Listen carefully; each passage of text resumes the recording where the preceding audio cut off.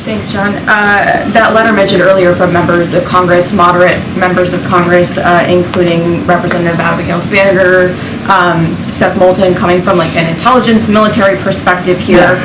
In the letter, they said, we know from personal and often painful experience that you can't destroy a terror ideology with military force alone, and it in fact make things worse. Does the White House agree with that assessment? I have said that many times from this podium, that we don't believe you're going to be able to wipe out the ideology that inspires Hamas through military action. I've said it many, many times.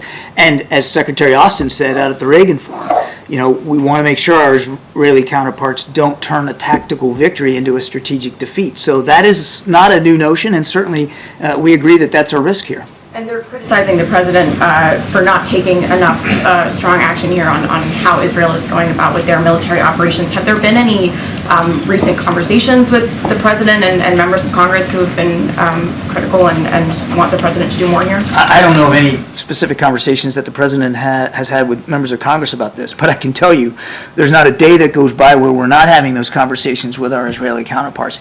And as I've said before, they have been receptive to that message. They have tailored, they have changed, they have structured military operations in a way to try to be more cognizant. Now, that doesn't mean that more can't be done or more shouldn't be done to limit civilian casualties. Absolutely. But they have made an effort, and they will continue to make that effort.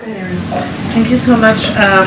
On the UN Security Council resolution debate, are there tensions within the administration on the decision to make here?